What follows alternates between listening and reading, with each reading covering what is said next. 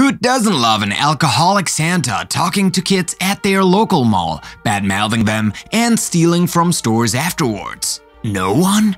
Well, you're going to really hate this one then, and that's why today in Flick Summary, Bad Santa. Bad Santa opens with a not-so-bearded, not-so-Santa-like fellow named Willie, who works as your classic Santa at a local mall. Only it's not really classic at all. He drinks a bottle of booze as he wallows in his own misery before heading to a nearby trash can and throwing up. Oh, that's real nice. Oh yes, nothing quite like seeing a drunken Santa getting sick in a sketchy-looking alleyway. We then cut to our golden Santa as he arrives at his daytime job, completely hammered, completely wasted, and quite literally unable to walk. It's quite apparent that this particular gig wasn't Willie's passion or even what he wanted at all, as he can't even stay in character when dealing with kids. I saw you at another mall.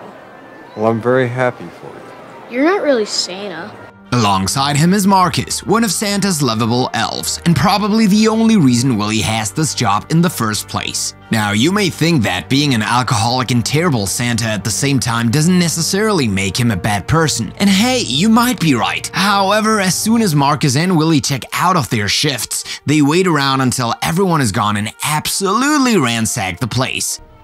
Why are you the way that you are? They steal just about everything you can think of, from loofahs and jewelry to clothes and even lingerie. Of course, it doesn't stop there. You see, Willie is a master at breaking codes for safes, making him a rather handy partner if you want to steal a store. Upon noticing the huge stack of cash, the two thieves practically drop everything they have and take everything, not missing even a single bill. Once they're finally done with the robbery, they jump on Marcus's wife's car, Lewis, and go on their merry way. They head to a bar to celebrate their success, as Willie says that he has had enough of drinking and stealing, planning to quit while he has the chance. You can do it, Nicky! On the other hand, Marcus has other plans for him, promising that he will call him again next year so they can repeat their little stunt. We flash forward almost a year and Willie is still as drunk as ever and living in a motel, most likely very jobless and hating his alarm clock. He goes on benders, treats everyone rather poorly, and he is very, very visibly alone. He continues to break into homes and stealing whatever he can find, so not much character development there. I feel ridiculous! Because you haven't changed! In fact, nowadays he lives under worse conditions, and his drinking problem is at its peak, cursing and damning life with every little step he takes. That is until he gets a call from his buddy Marcus, claiming that it was that time of the year again, and that this time they were heading to Phoenix to get back to playing Santa and its ever-faithful elf in order to perform another one of their heists. Willie accepts without skipping a beat. What a terrible influence, I tell you. Once they get to Phoenix, Willie and Marcus are back on their antiques, pretending to care about Christmas and spreading joy to innocent children. What do you want? Nintendo Deer Hunter 3. Shit, what you want? Ah yes, innocence. We are then introduced to Thurman the Kid Melman, an overweight and awkward boy who gets constantly harassed by some skater boys down the street. Thurman heads to the mall where he meets the ever-cheerful Willie, asking all sorts of questions about being Santa and excitedly asks him if he really is Santa. You are really Santa, right? No, I'm an accountant. I wear this fucking thing as a fashion statement, alright? The poor kid is still convinced that Willie, although he looks nothing like the Santa we all know and love, is Saint Nick himself. Willie then shoos Thurman away and continues on with his shift. After his shift ends, Willie goes to a local bar as he downs drink after drink with no remorse. All this in a Santa suit, of course. There, he meets a strange lady bartender named Sue, who has always had a thing for Santa. They flirt with one another for a split second, and soon enough, they're in a car making babies. Oh, wow! That was rather fast, huh?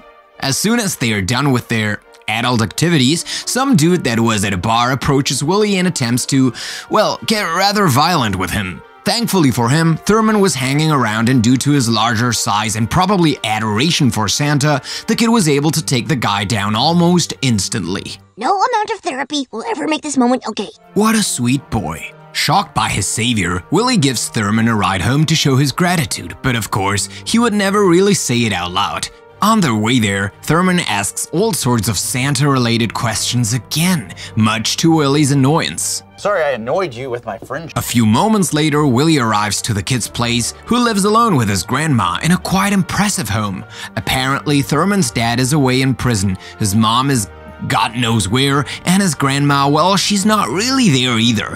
In fact, she even confuses Willie for her son and prepares to make him some sandwiches. Oh, Roger, you're home. Let me fix you some sandwiches. I guess that's just how grandmas are, huh? As you may have expected, Willie doesn't waste a single breath before stealing the money from the safe over at Thurman's house. And his dad's car, right in front of him, actually. That's a little low, isn't it? The following days, Willie is at his worst. He gets to work absolutely hammered, has sex in public spaces, at work, you name it. And Marcus starts getting a little concerned about Willie being the right partner for him. Throw me a frickin' bone here. I mean, does he really have a choice though? Dude can break into any safe you can possibly think of. It's him or nothing. Anyway, our terrible Willie's boss starts getting a tad worried about his performance and interactions with little kids. So he resorts to Jin, the head of security at the mall, asking him to investigate Will so he can finally have a reason to fire him before Christmas. That very same night, Willie returns to his crappy apartment where he notices a flashing light looming from his room. He then asks a neighbor about the guy that entered his place, which grants him the answer he suspected. Someone that looks like a cop. Immediately after, Willie calls Marcus and tells him about the cop situation over at his apartment. His partner in crime then tells him he needs to get out of there as soon as possible and not even bother coming back to that place. Fair enough, but Willie doesn't have anywhere to land. Do I really look like a guy with a plan? Unsure of where to go, he happens to land at Thurman's house, who warmly welcomes him to his home, offering whatever he can think of to make Santa's stay an enjoyable one, as Willie rejects him the only way he knows how, by being mean. You want cookies? No. Warm milk? No. Should I fix you some sandwiches?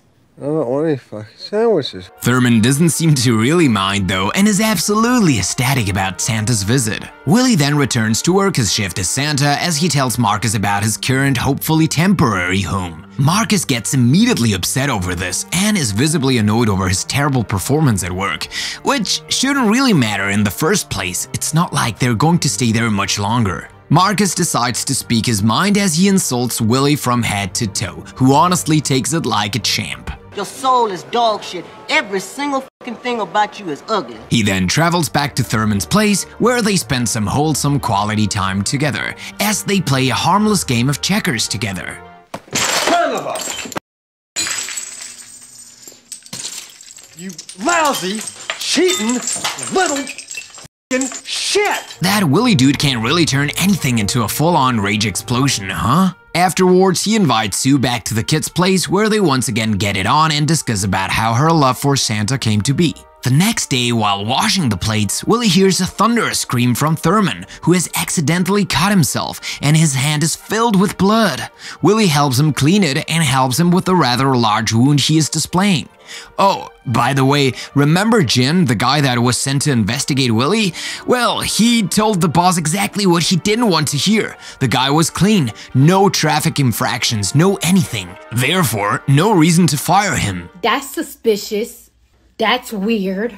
Afterwards, while Thurman walks on the street, the skater kids that tease him find their way back to him and are ready to more damage this time around. No. Later, Willie heads back to work alongside Marcus, appearing to be in good terms once again. Santa then gets a visit from Thurman, who looks upset and sporting a terrible wedgie. Our boy then finally tells Santa what he truly wants for Christmas this year. I want a gorilla named Davy for beating up the skateboard kids who pull on my underwear. Willie then gets a little parental with the kid and does his best effort to give some solid advice, telling him to stand up for himself and to kick them in the balls or something. Honestly, that is not a bad advice whatsoever. Go Willie! Willie and Marcus then get a visit from Jin, who seems to be in a rather threatening and condescending mood, claiming to know everything about their little schemes, as he tells them to join him. We'll say we go somewhere private. As it turns out, Jin did find out about them and decided to tell the boss otherwise, so he can get a cut. However, he doesn't want to divide in equal parts between the three, he wants a full stop half. And despite Marcus' attempts to negotiate, Jin doesn't budge, and given the incriminating information he has on them, they have no choice but to oblige. During a grim scene in the movie, Willie is at Thurman's garage in his car, getting drunk off his mind. It is clear as eyes that he is attempting to unalive himself, but gets a visit from the kid that has been giving him shelter. His plans of passing on the next life are immediately cut short when he notices that Thurman is sporting a black eye. So you like to give little kids black eyes, huh? Yeah! Once again, go Willie. Back at work, Willie tells Marcus about how he beat a bunch of skater kids, but this time he had a reason to which made him feel some sense of satisfaction. Shocked, Marcus replies with a simple, "You need many years of therapy." That may be so, but at least this is the character development we very much needed. Yay! The shift finally ends and Willie goes back to Thurman's house, inviting Sue to spend some time together after hours.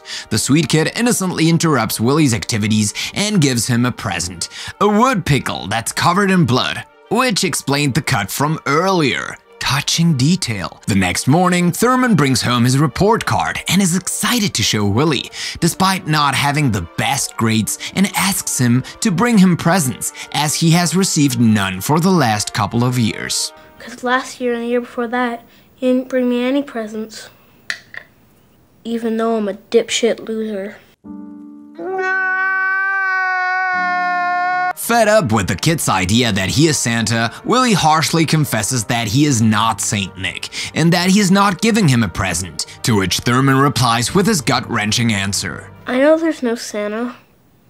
I just thought maybe you want to give me a present because we're friends. Ouch. Christmas Eve finally rolls around and Marcus and Jin are getting themselves ready to execute the robbery. However, Marcus has other plans for Jin, refusing to give him a bigger cut than everyone else with the help of his wife Louis. They kill Jin without a second thought and continue with their plans. Wait, that's illegal. Finally at the scene, Marcus and Willie get on with their wrongdoings, as the elf takes care of the material stuff while Willie attempts to break into the safe. After struggling to getting it open, Willie grabs the cash and lets Marcus know that he was able to break in. Before they leave, Will decides to grab an elephant that Thurman wanted for Christmas, hoping to make things right with a kid that has given him so much. Unfortunately, Marcus has turned fully greedy, and as soon as his partner got distracted, he pulled a gun on him, telling him that he will no longer let him be a liability for his work. Okay, I guess we hate him now.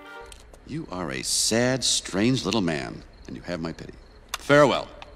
Surprisingly though, the store was swarmed with police and order Marcus to drop the gun as a chase between the duo and the cops ensue. What? Before leaving, Will grabs the kid's present and runs for his life in an effort to get to Thurman's place and give him the gift, as the police relentlessly shoot at him, severely harming him. Fortunately for him though, the kid got the present. Oh, thank God. Sometime later, it is revealed that Will is still alive and was cleared of the robbery, as the shooting of an unarmed Santa was an embarrassment to the police and will now be working as a counselor for them. Sue gets guardianship of Thurman until his father gets released from prison, and our boy has turned into a total badass who gives the skater boys hell for messing with him. Yeah! Yeah! And that's all for today. Make sure to stay tuned, as we'll be doing more Christmas movie for the whole month. In the meantime, let me know in the comments what you want for Christmas, and I'll deliver it to you if you subscribe. Nah, just kidding. But subscribe anyways. Merry Christmas and see you next time.